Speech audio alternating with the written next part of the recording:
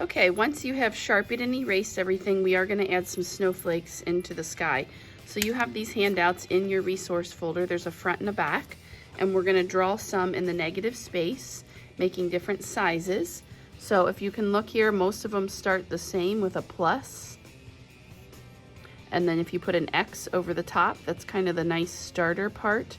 And then you can decide what you want to do to these edges. So these have circles and V's. These just have V's, and then adding some more lines in the middle. So decide what you'd like to do for those snowflakes in your negative space. So I've added multiple snowflakes. I have one going off the edge that helps our composition.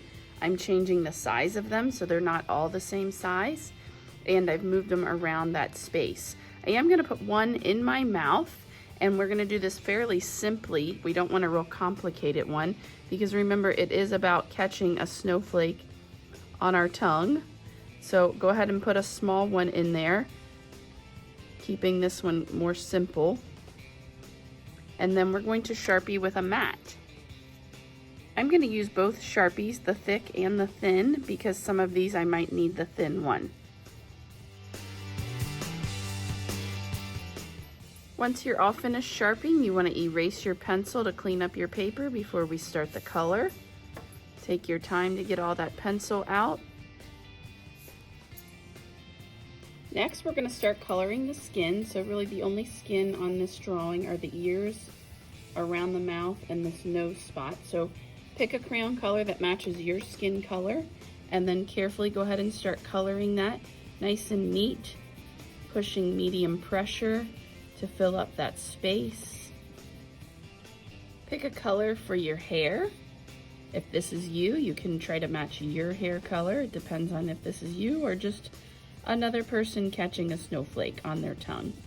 And then we're going to color our scarf next.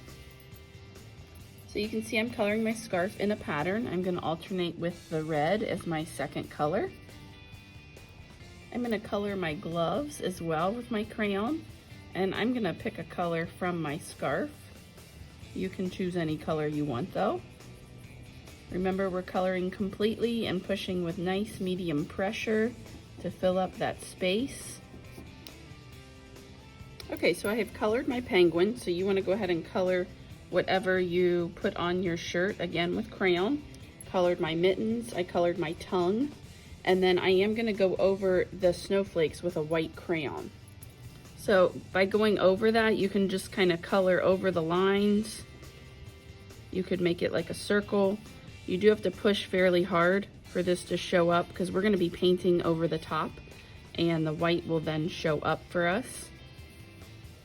So doing that to all of your snowflakes. Okay, we're going to begin our watercolor after all the crayon is finished. So let's do the background here. And you can see I'm going to go over the snowflake where I put the white crayon, and if you did it correctly, it should show the white going around there. And then we're going to take our time to paint along the edges of those other areas. This ground will stay white, the teeth stay white, and then we're going to paint the shirt as well as the black part of the mouth back here. So we're going to take our time and do that.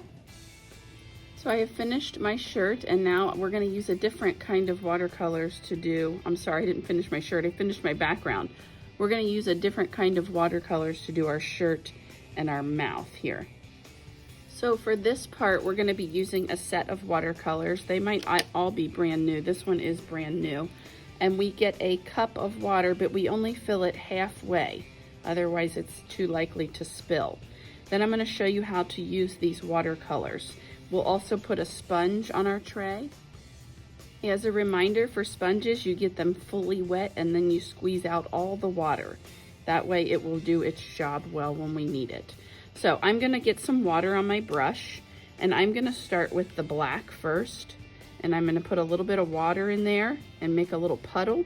And you don't need much. The black goes really far. So you can see that is way too dark. So I'm going to rinse my brush out. And then I'm just going to be putting water with this particular black. That way it'll lighten it up. And I'm just going to spread that out along that inside there. So my snowflake probably could have used a little bit more crayon, it looks like. but I'm gonna try my best here. I'm gonna clean that out again. You can even get some of the water off your brush once you're ready and start spreading that out so it looks a little more gray than black now. And spread this out here.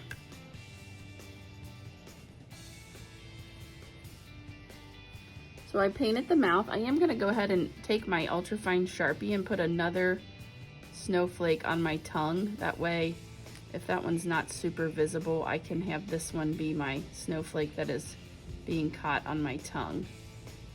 So see, I just made a little mistake, no big deal, I make it work. I'll put another one on the tongue.